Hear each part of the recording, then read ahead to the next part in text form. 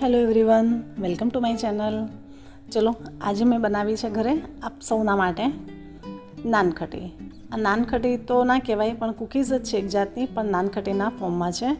અને આજે મેં ઘણા બધા સબસ્ક્રાઈબરની ડિમાન્ડ ઉપર ઓવનનો ઉપયોગ કર્યા વગર, ઘરે નોનસ્ટિક વગર ગેસ ઉપર તમે કેવી રીતે બનાવી શકો છો તવીમાં, એની મેં આજે રીત તમને શીખવાડી છે.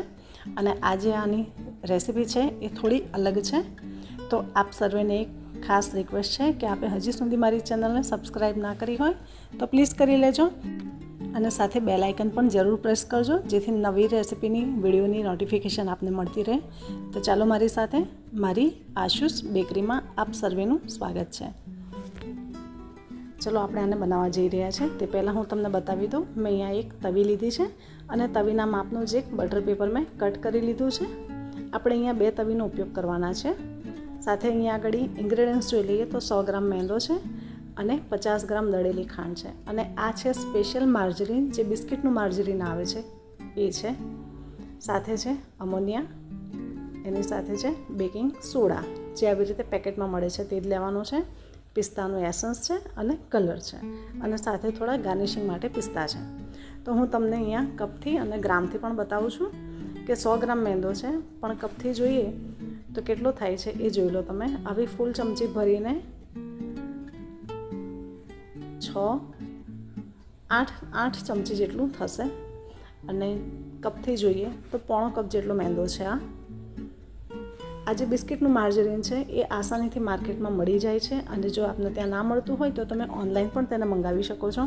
પણ જો તમારી આસપાસ કોઈ ફ્રેન્ડલી બેકરીવાળા હોય તો એમના ત્યાં પણ તમે માંગશો તો પણ એ લોકો આપી દેતા હોય છે. આની કિંમત બહુ મોંઘી નથી હોતી, 170થી 200 રૂપિયા કિલોની આસપાસ મળતું હોય છે માર્કેટમાં.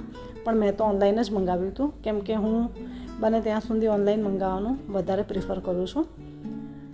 આપણે એને હાથથી જ આવી રીતે ફેંટવાનું છે. બેકરીમાં આવી જ રીતે કૂકીઝ બનતા હોય છે. તમે અહીંયા બીટરનો પણ યુઝ કરી શકો છો, ઇલેક્ટ્રિક બીટરનો પણ યુઝ કરી શકો છો.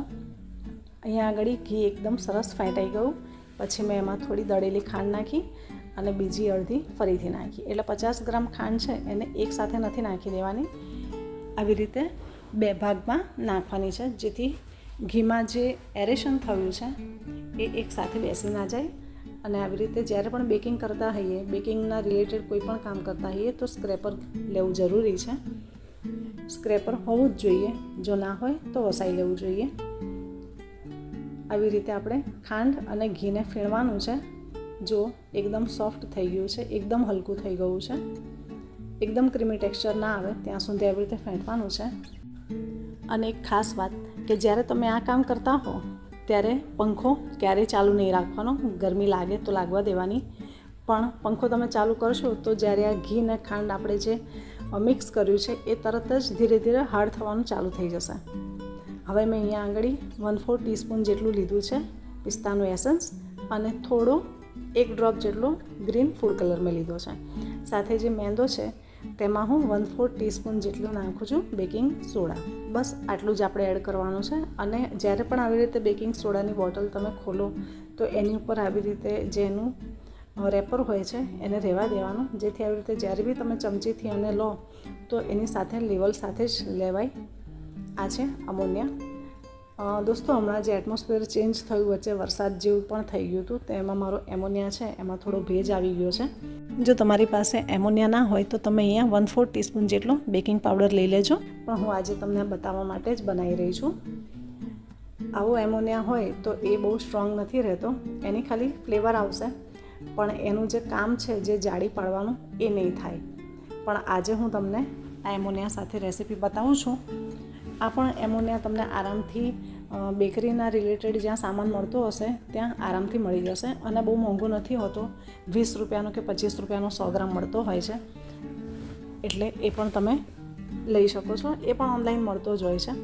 અને જ્યારે એકવાર આવી રીતે ફીણી લો પછી હાથની આંગળીઓની મદદથી જ તમારે એને મિક્સ કરવાનું છે. જોઈ શકો છો તમે, હું ખાલી આંગળીથી જ મિક્સ કરું છું. હવે મેંદો અને બેકિંગ સોડાવાળું જે મિક્સર છે એ આપણે ધીરે ધીરે આમાં એડ કરતા જઈશું. જો આ ટાઈમે પંખો ચાલુ હશે તો આપણું આ મિશ્રણ તરત જ હાર્ડ થવા માંડશે અને બધું બરાબર મિક્સ નહીં થાય. એટલે થોડીવાર માટે પંખો બંધ કરી દેવો જરૂરી છે. બેકરીમાં તો એટલી હાલત ખરાબ થઈ જતી હોય છે ગરમીમાં કે તમે વાત ના પૂછો. બહુ જ અઘરું કામ છે બેકરીમાં કામ કરવું. આવી જ રીતે ધીરે ધીરે થોડા સ્ટેપમાં મેંદો ઉમેરતા જવાનું છે. એકસાથે મેંદો જો તમે ઉમેરી દેશો તો આ ડો ક્યારેય નહીં બંધાય. અને હા, આની અંદર દૂધ કે પાણી પણ નથી એડ કરવાનું. આના પહેલાં જે મેં નાનખટીની રેસીપી બનાવી હતી એમાં પણ મેં પેકેટવાળો મેંદો યુઝ કર્યો હતો અને આજે પણ પેકેટવાળો જ મેંદો યુઝ કર્યો છે. જ્યારે કૂકીઝના રિલેટેડ કોઈ પણ આઈટમ બનાવતા હોઈએ ત્યારે પેકેટવાળો મેંદો હશે તો ચાલશે, પણ બ્રેડ બન બનાવીએ છીએ ત્યારે હંમેશા કરિયાણાની દુકાનેથી જે મળતો હોય છૂટો મેંદો એ જ વાપરવાનો. અત્યારે આ થોડુંક છૂટું તમને લાગી રહ્યું છે તો મારે એમાં દૂધ એડ નથી કરવું, તો મેં અહીંયા આગળ 1 નાની ચમચી દેશી ઘી નાખ્યું છે, જેથી આમાં ફ્લેવર પણ સરસ આવી જશે અને મારો ડો પણ બંધાઈ જશે. આપ જોઈ શકો છો એકદમ સરસ ડો બંધાઈ ગયો છે. આવી જ રીતે કિચન પ્લેટફોર્મ આખું કમ્પ્લીટ ચોખ્ખું કરી દેવાનું. મેં અહીંયા નાનખટી બનાવતા પહેલાં જ રસોડું આખું મારું ધોઈ નાખ્યું હતું, એ પછી જ મેં અહીંયા કામ કરવાની શરૂઆત કરી છે. હવે આપણે આવી રીતે આનો રોલ બનાવવાનો છે. જ્યાં સુધી આવો રોલ ના બને ત્યાં સુધી તમારે એમાં જરૂર લાગે તો થોડું ઘી ઉમેરવાનું, પણ આવો રોલ બનવો જોઈએ. હવે આપણે આના એક સરખા 15 કે 17 ટુકડા કરવાના છે, નાના નાના. કાં પછી તમને જેમ ગમે તે પ્રમાણે નાના મોટા તમે કરી શકો, પણ અત્યારે હું અહીંયા ઓવનની જગ્યાએ કઢાઈમાં તવીમાં બનાવવા જઈ રહી છું. એટલે હું નાના પોર્શનમાં નાનખટાઈ બનાવવા જઈ રહી છું, જેથી એ ફટાફટ બની પણ જાય અને નીચેથી બહુ ડાર્ક ના થાય. કેમ કે ગેસ ઉપર આપણે બનાવીએ છીએ એટલે નીચેથી હીટ લાગશે તો એ જલ્દીથી ડાર્ક થઈ જશે. એટલે હું નાના નાના બનાવું છું. આપ જોઈ શકો છો મીડિયમ સાઇઝના મારે અહીંયા 15 કે 16 જેટલા નાનખટાઈના ગોળા બનીને રેડી છે. હવે આ બધા ઉપર આપણે એકવાર દૂધને આવી રીતે લગાવી દઈશું અને દૂધ લગાવ્યા પછી તેની ઉપર પિસ્તા આપણે આવી રીતે એક લગાવીશું અને પિસ્તા પણ બરાબર સ્ટીક થઈ જાય એટલે ફરીથી એકવાર સહેજ મેં ફરીથી બ્રશ દૂધવાળું લગાવી દીધું છે. હવે અહીંયા આગળ મેં ધીમા તપે પહેલેથી તવીને મૂકી દીધી હતી, જેથી થોડી તપી ગઈ છે. આપ જોઈ શકો છો ગેસ બિલકુલ ધીમો છે. આપ જુઓ એકદમ ગેસ ધીમો છે અને મેં અહીંયા 2 તવી રાખી છે. ડાયરેક્ટ જો એક જ તવી તમે મૂકશો તો નીચેથી બહુ જ ડાર્ક થઈ જશે, એટલે અહીંયા મેં 2 તવી મૂકી છે અને એની ઉપર આ બટર પેપર મૂક્યું છે. હવે આપણે એની ઉપર બધી નાનખટી ગોઠવીશું. આપણે હજી સુધી મારી ચેનલને સબસ્ક્રાઈબ ના કરી હોય તો પ્લીઝ કરી લેજો. અને હવે આનાથી આગળની નવી રેસીપીમાં આપ જોતા રહેશો કે ઘણી બધી નવી રેસીપી હું લેતી આવીશ, જેવી કે પફ છે, ખારી છે, અલગ અલગ પ્રકારની કૂકીઝ છે, બ્રેડ છે, બન છે અને એના સિવાય પણ ઘણી બધી બેકરીના રિલેટેડ રેસીપી છે. તો મારી ચેનલ સાથે જોડાયેલા રહેજો અને આપને મારી રેસીપી ગમતી હોય તો તમારા ફેમિલીના ફ્રેન્ડ્સમાં પણ શેર જરૂર કરજો મારા વિડીયોઝ. આવી રીતે બધી જ નાનખટી મેં થોડી છોટી ગોઠવી દીધી છે અને એને આવી રીતે ઢાંકી દીધી છે અને ગેસ છે એકદમ ધીમો. હવે આને ઓછામાં ઓછું 30 થી 35 મિનિટ સુધી તો ખોલીને જોવાનું જ નથી. 30 કે 35 મિનિટ પછી એકવાર ખોલીને જોઈ લેવાનું. બરાબર કલર સરસ આવી ગયો હોય ઉપર અને નીચેથી તો તમારે ગેસને તરત જ બંધ કરી દેવાનો છે.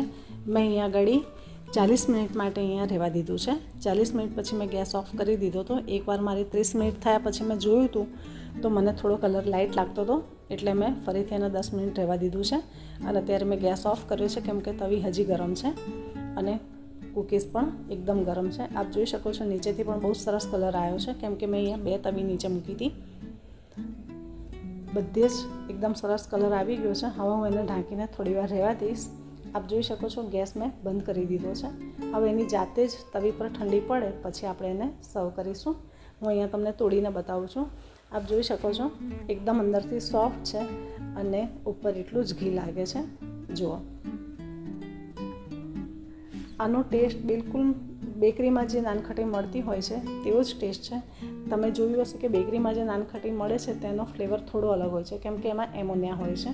આપણે આમાં પણ એમોનિયા જ એડ કર્યો છે એટલે આનો ફ્લેવર સેમ એવો છે, પણ આની ઉપર તિરાડ એટલી બધી નથી પડી કેમ કે મારો એમોનિયા થોડો ભેજવાળો થઈ ગયો હતો. પણ આ નાનખટી સ્વાદમાં બહુ જ સરસ છે. ચલો મળીએ છીએ આવી એક નવી રેસીપી સાથે. ત્યાં સુધી સૌને બાય બાય.